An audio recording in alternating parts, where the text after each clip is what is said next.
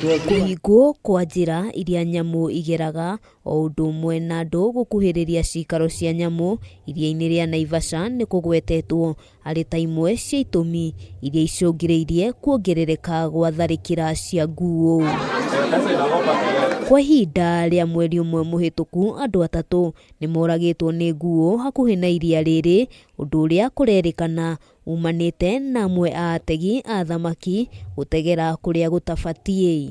Ici ci gũkũ iria-inĩ rĩ nĩ ciendaga kumĩra, no ciaumĩra ikaga gwa gũcokera igatuĩka cia kũhũrana na andũ, na twĩna mũndũ ũmwe ũrarengirwo kũgũrũ nĩ hipo ĩhithĩte mĩciĩ-inĩ, tondũ gũkũ gũtirĩ handũ hangĩ ĩngĩhitha, riparian ciothe nĩ ciahingirwo. Nĩgetha tũtige kũraga nyamũ ici tondũ nĩ tũracibatara rĩ, tondũ kĩoro gĩacio nĩkĩo kĩrĩagwo nĩ indo iria irĩ iria-inĩ rĩ, tũrekererio nyamũ ici cigĩe na njĩra yaumĩra ĩkahota gũcoka na ihenya. Kũringana na MCA wa wadi ya Maera, Jane Gĩtukũ, ũtegi wa thamaki iria-inĩ rĩrĩ ndũkoretwo na mĩbango mĩkinyanĩru, rĩu akĩũria rũhonge rũrĩa rwĩhokeirwo wĩra ũcio gũkinyanĩria mĩhang'o ĩyo na ihenya ũrĩa kwahoteka. Nĩ twĩkoraga nginya onangĩ gwa kwenderia thamaki nĩ kũraga, nĩ tondũ beach itũ ta ũrĩa mũkuona nĩ nyakuĩtwo, kwĩna andũ mairigĩte atĩ ona hĩndĩ ĩno iria rĩraihũrĩte rĩgathiĩ nginya kwao, na ũguo andũ matingĩronire gwa kwenderia thamaki ciao. Tũtigĩrio riparian nene atĩ ona mũgeni angĩũka nĩ ekũhota gũtwarwo kũrĩa Nature Walk,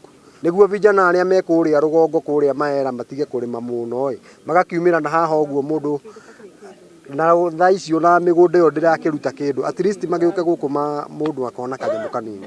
Mũingĩ wa mwena ũyũ ugĩte ũkoretwo ũgĩikara na wagagu wa kũhithũkĩrwo nĩ nyamũ, ategi a thamaki magĩikia ihoya rĩa kũheo marũa ma kũmetĩkĩria kũruta wĩra mategũthagathagio nĩ mũndũ. Angĩkorwo wananchi matirona nginya kwenjoy na iria rĩao rĩ, nginya ũhoro wa gwĩkĩrĩra gũceraga iria rĩrĩ ũngiuma kũ? Handũ-inĩ ha Kameme TV, rĩtwa rĩakwa nĩ Wambui wa Njũgũna.